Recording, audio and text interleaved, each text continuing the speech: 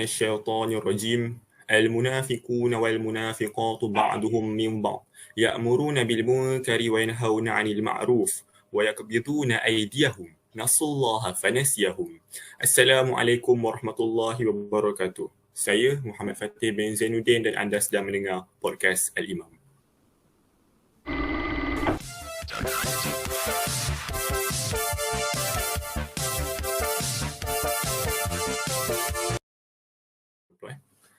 Ahlan wa sahlan wa marhaban saya ucapkan kepada semua pendengar ke episod pertama yang julung-julung kali ini diadakan, iaitu podcast Al-Imam Anjuran Badan Dakwah dan Rohani Sekolah Berasrama Penuh Integrasi Sabak Bernam. Jadi bersama-sama kita pada hari ini tidak lain tidak bukan merupakan seorang alumni SPM 2020 dan juga merupakan seorang bekas ketua badan. Dipersilakan Muhammad Aiman bin Azmi. Apa khabar Aiman? Sihat? Alhamdulillah sihat. Apa khabar Fatih? Sihat ke? Alhamdulillah, saya luar biasa baik. Okey, jadi dah lama dah kita tidak bertemu kembali kan. Okey, jadi soalan pertama saya pada Abang Man. Rindu intersaber tak Abang Man?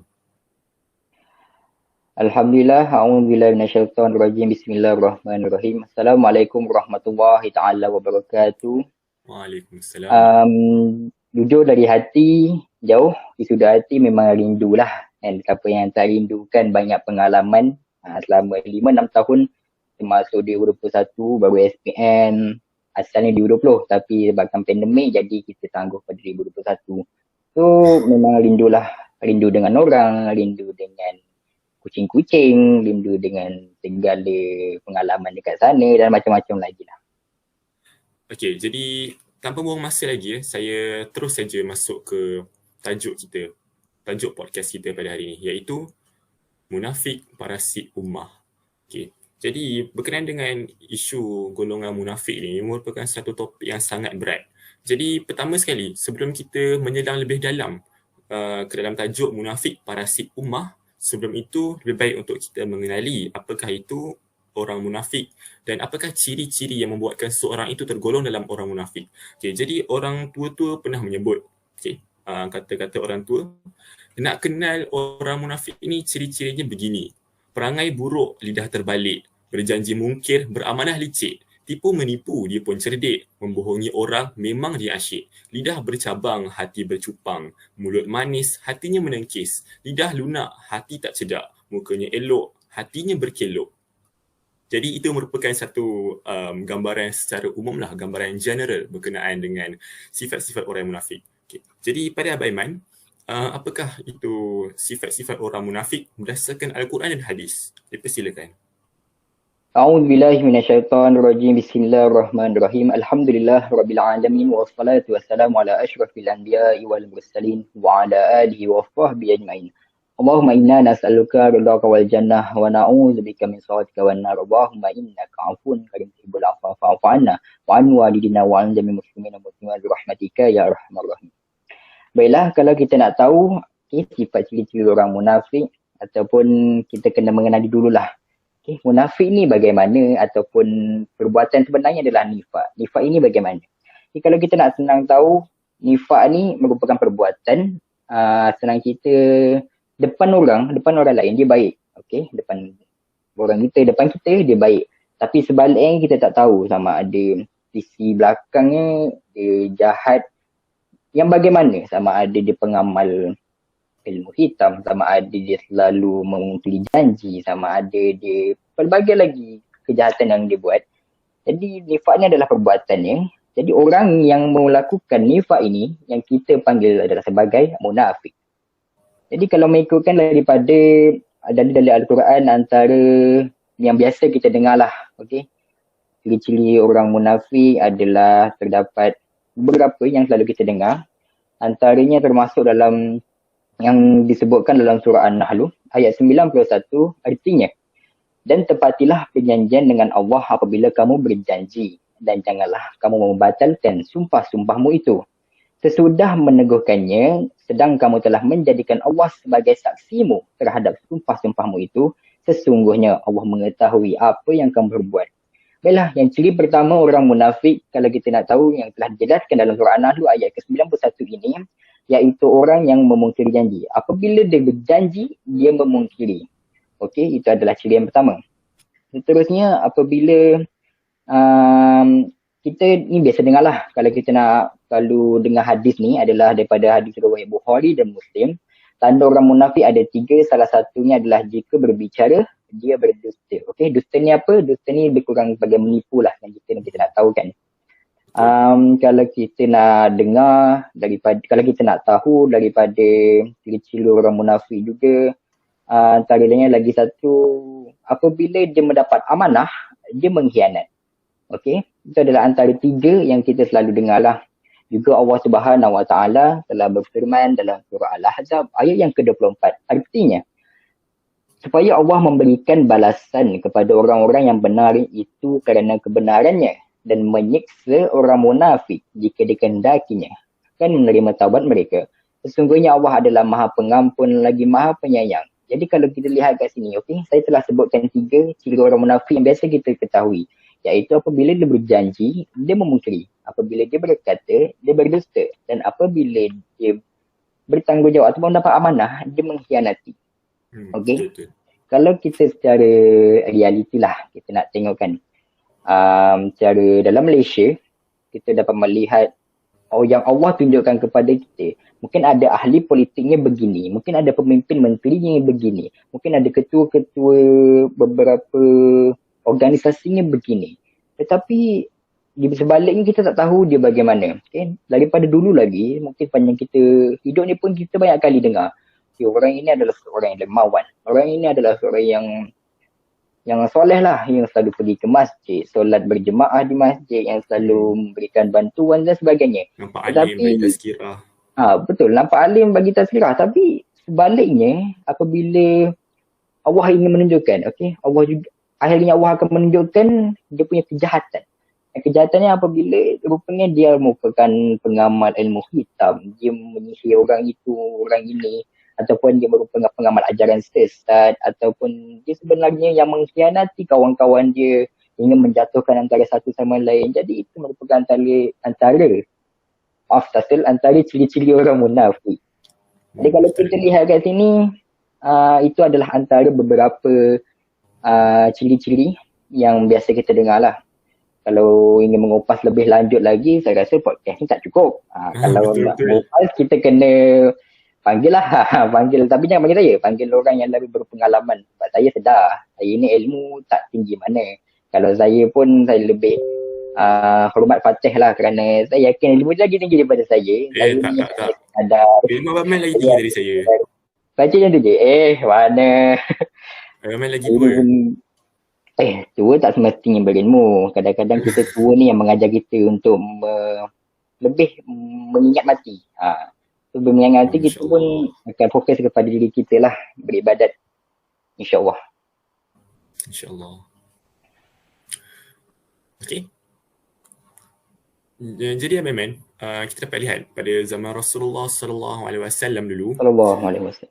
SAW. Jadi golongan munafik ni mula muncul ketika zaman Rasulullah, di mana mereka di hadapan seolah-olah beriman kepada Allah, seolah-olah mengikuti Nabi, tapi jauh di sudut hatinya tidak ada sedikit pun langsung sifat Islamnya dalam hati.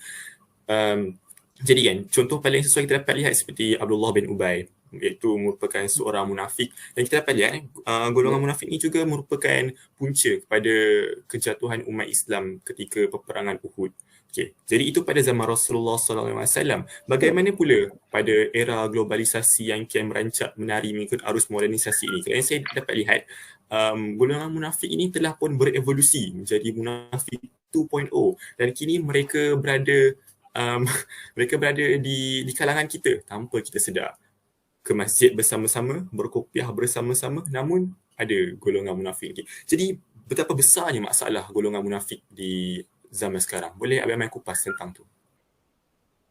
Bila kalau kita lihat tadi, Fatih ada menyebutkan salah satu contoh orang munafik dari zaman Rasulullah. Okay? Memang benar.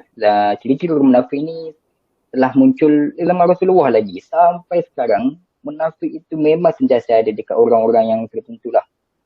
Jadi kalau kita lihat, Abdullah bin Ubay, pada zaman Rasulullah, dia ketua kepada Yahudi. pada sebelum Rasulullah menyampaikan wahyu.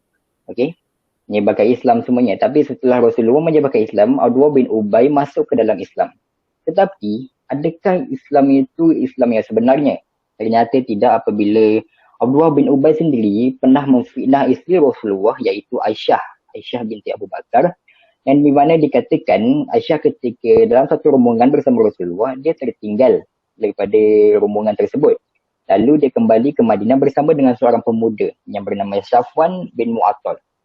Dalam perjalanan itu, Abdullah bin Ubay ni mulalah merencana suatu fitnah di mana dia mengatakan Aisyah telah berzina dengan pemuda tersebut.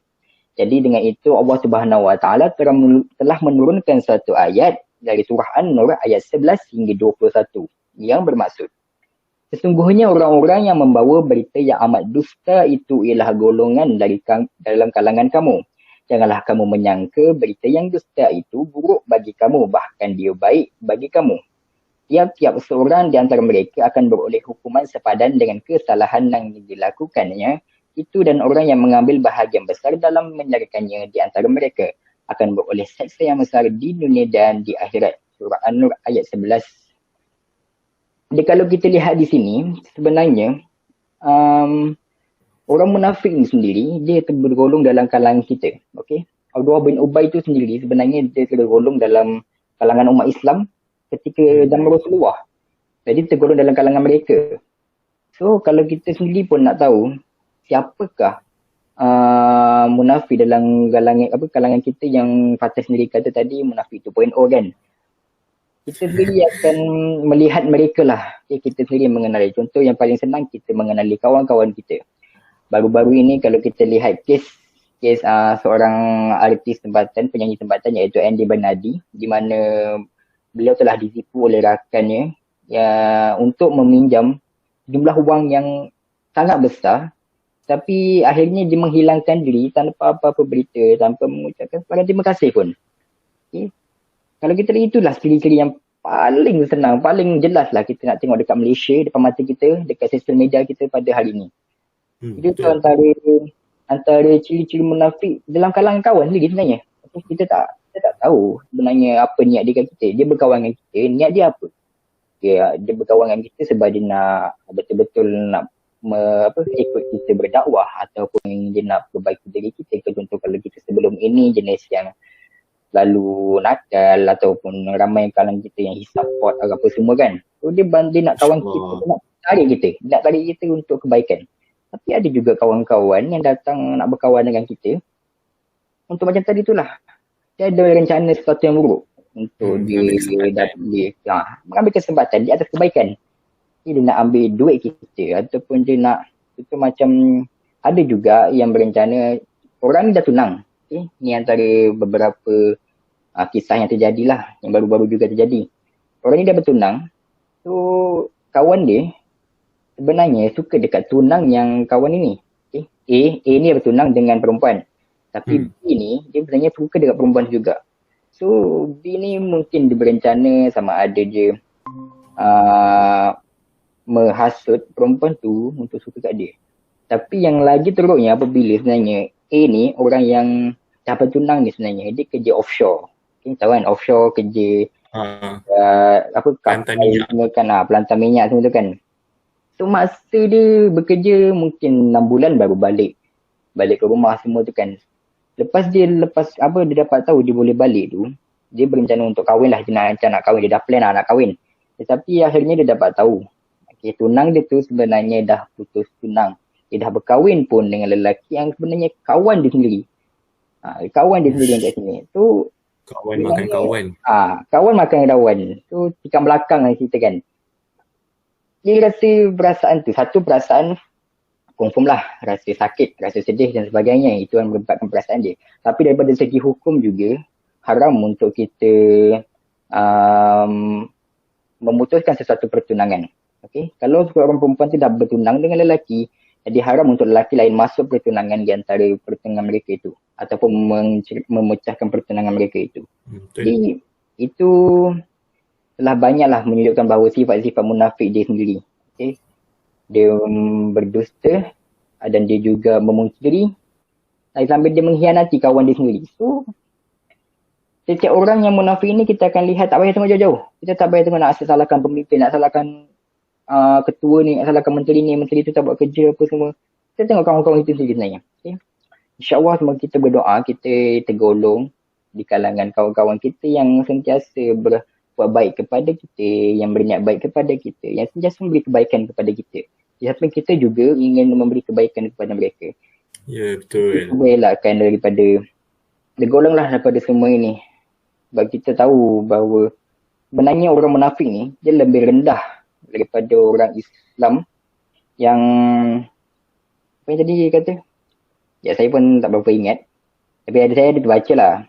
Sebenarnya sifat orang munafik ni, dalam Islam, munafik adalah golongan manusia yang darjatnya lebih rendah daripada Muslim biasa. Okay?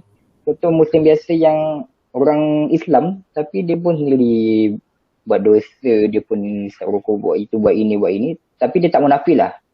Dia berdosa atas diri dia sendiri. Yeah. Ada contoh macam apa-apa dosa yang dia buat tapi untuk diri dia sendiri. So dia bukanlah, kalau kita tengok dia bukanlah Muslim yang teruk, tapi Muslim yang lagi teruk adalah orang munafik ni sendiri. So, jadi kita pun kena muhasabah dirilah yang sebaik-baiknya, insyaAllah.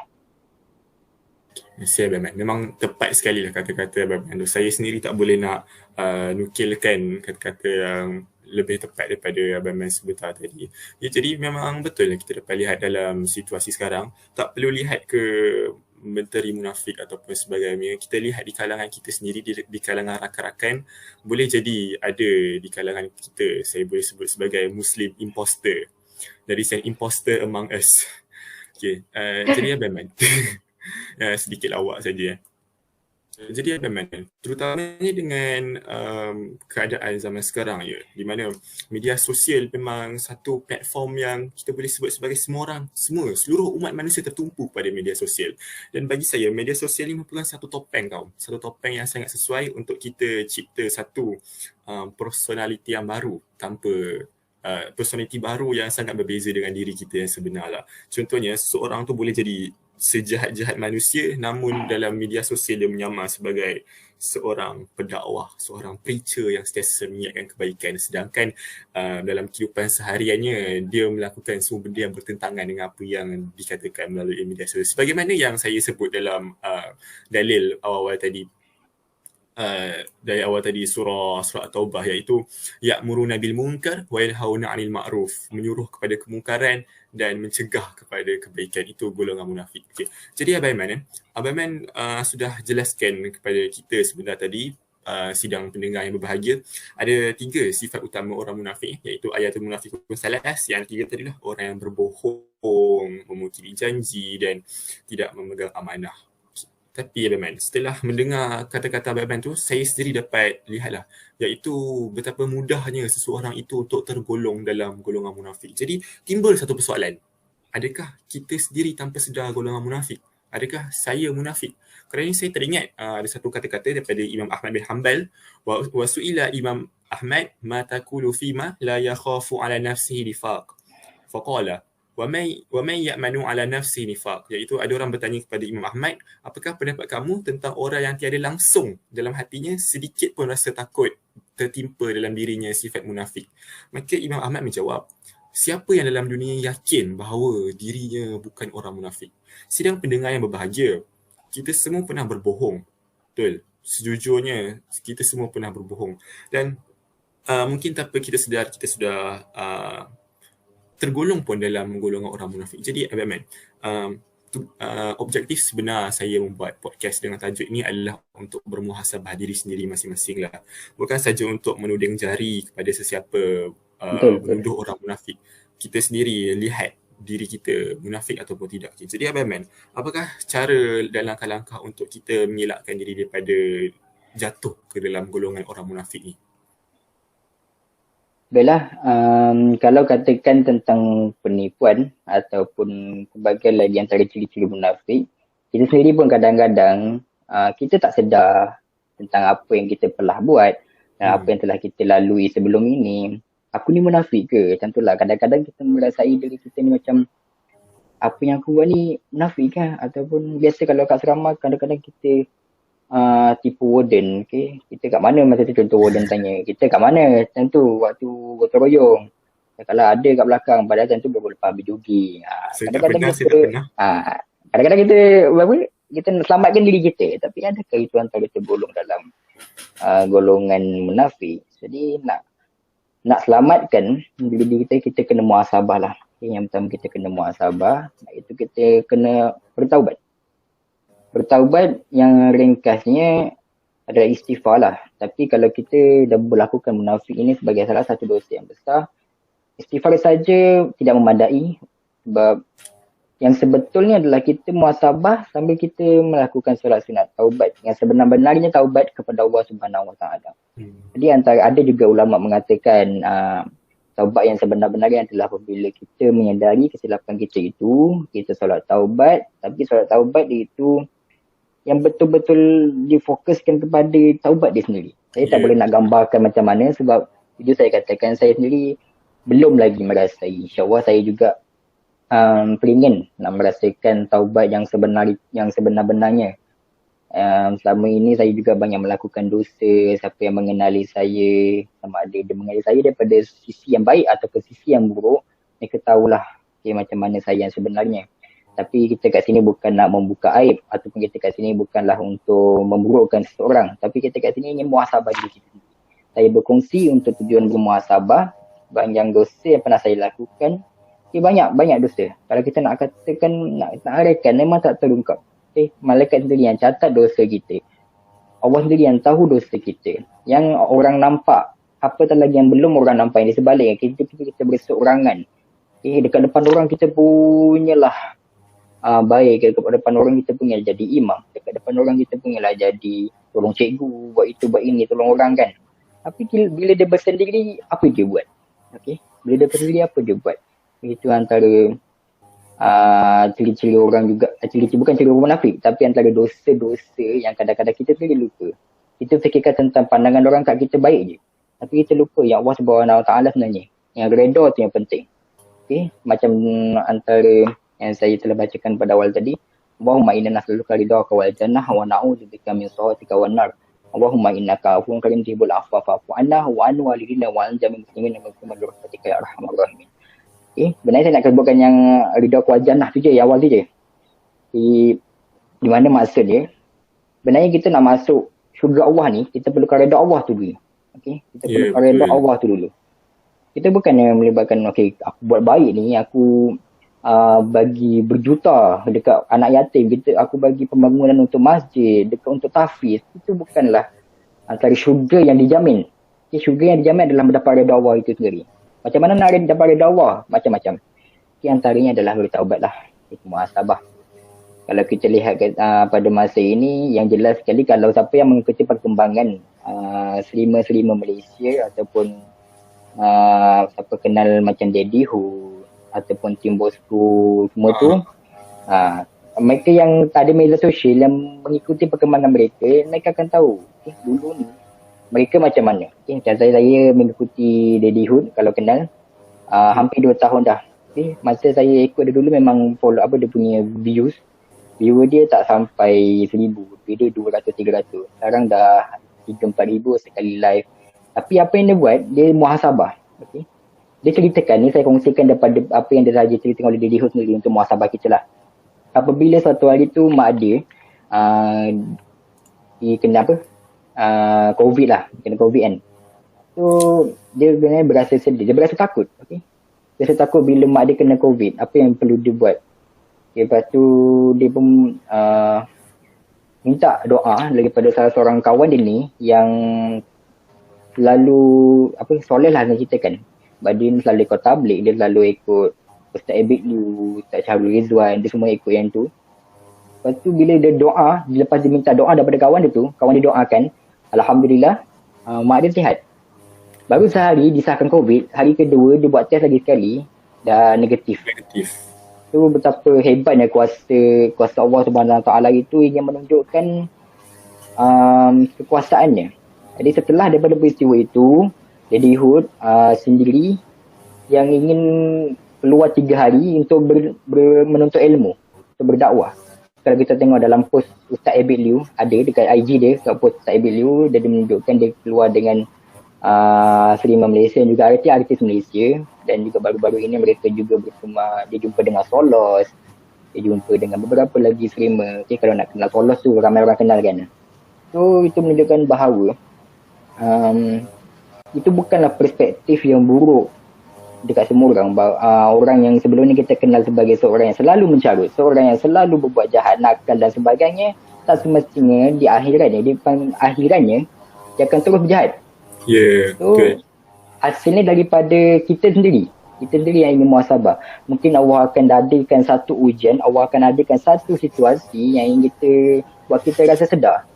Dan itu adalah yang terjadi pada Daddy Hood, di mana Allah uji dia dengan mak dia kena COVID. Dan daripada itu dia sedar dan dia muhasabah diri. Alhamdulillah setiap kali stream dia sekarang ini, dia ambil 15 minit ke 20 minit, hampir setengah jam juga, ingin dia sampaikan hadis, dia kongsi hadis dari Al-Quran. Itu antara kebaikan yang ingin dia kongsikan. Kelebihan yang digunakan apabila dia menjadi seorang influencer. Itu adalah perkembangan yang bagus lah. Jadi kalau kita, tak salah, okay? kita belum lagi lambat. Kita belum terlambat untuk kita bertaubat.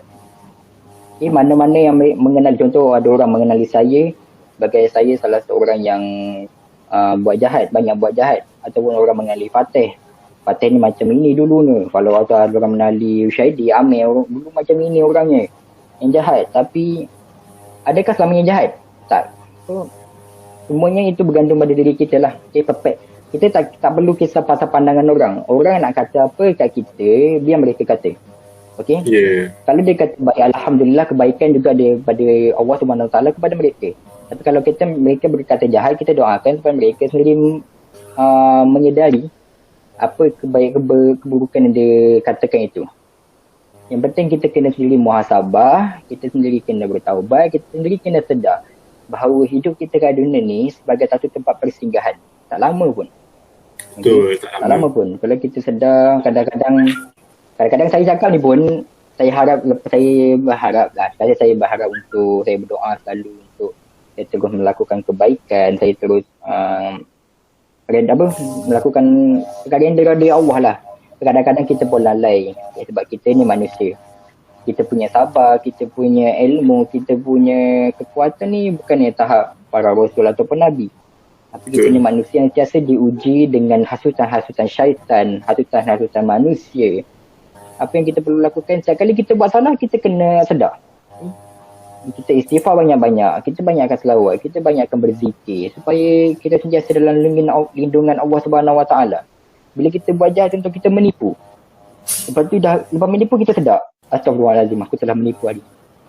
So cepat-cepatlah kita kembali kepada jalan yang lurus lah, yang sebenarnya. Jadi kalau nak tanyakan, itu antara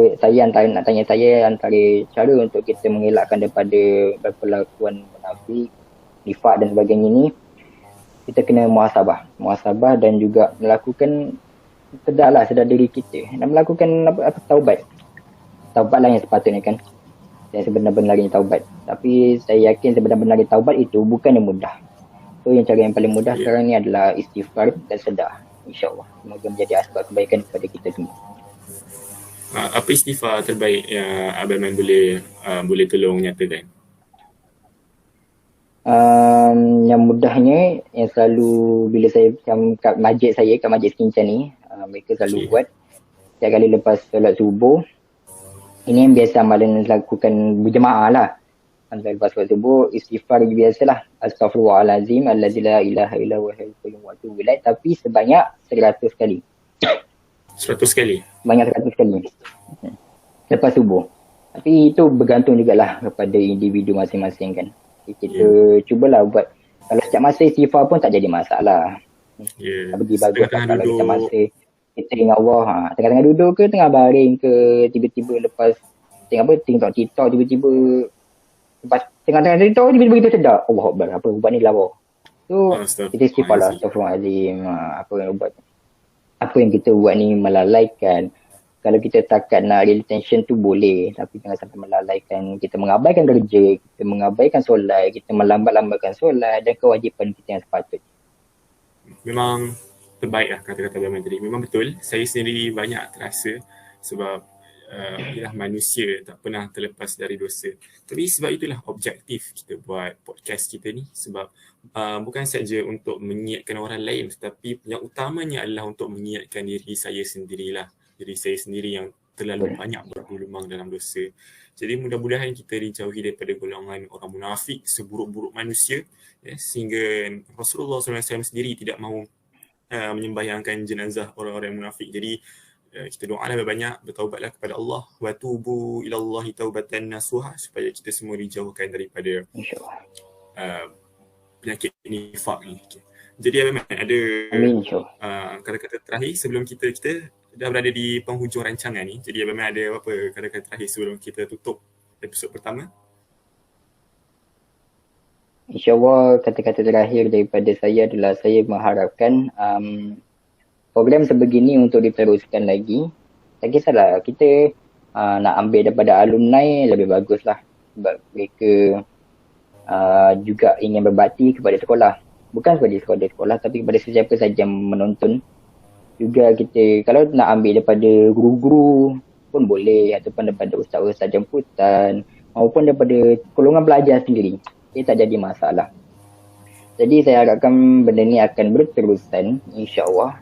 Walaupun dalam kekangan pembelajaran, dalam kekangan masa, kekangan dalam menuju SPM, saya harapkan benda ni bukan daripada batch korang batch anda sendiri, tapi batch bawah-bawah juga akan meneruskan legasi yang baik inilah. Sebab sekarang kita ni masih lagi dalam situasi yang pandemik ini. So online itu merupakan satu kepentingan lah. Terima kasih Abang Man. Okey. Sidang pendengar yang berbahagia, dengan kata-kata Abang Man itu, maka boleh saya kata tamat sudahlah episod pertama bagi podcast Al-Imam Anjuran Badan Dakwah dan Rohani Sekolah Berasrama Penuh Integrasi Sahabat Berenam. Saya host anda Muhammad Fatih bin Zainuddin memohon maaf atas segala salah silap sepanjang program ini berlangsung. Okay, jadi sidang pendengar yang berbahagia, harapan Abang Man tu sangat menyentuh hati lah. Semoga program ini dapat diteruskan. Tapi bagi batch saya, kemungkinan besar ini adalah episod pertama dan juga episod terakhir yang akan dihostkan oleh batch kami. Kerana seperti yang sedia maklum, selepas ni kami perlu bertungkus lumus untuk sasaran seterusnya. Tidaklah yang tidak bukan SPM 2021 yang akan diadakan pada Mac 2022. Okay, jadi sidang pendengar, Abang Man, janganlah berhenti mendoakan kami daripada memperoleh kecemerlangan dalam SPM. InsyaAllah doakan kami Abang Man straight A+. Boleh? Amin. InsyaAllah boleh. Pasti boleh. Dan saya juga mendoakan kepada semua pelajar tingkatan 5 satu Malaysia yang sedang menonton atau sedang mendengar podcast ni, agar anda semua juga beroleh kecemerlangan di SPM. Bukan saja kecemerlangan di SPM, malah kebahagiaan di dunia dan di akhirat. Aku qauli hadza wa astaghfirullahalazim wa lakum. Wassalamualaikum warahmatullahi wabarakatuh. Terima kasih. Waalaikumsalam.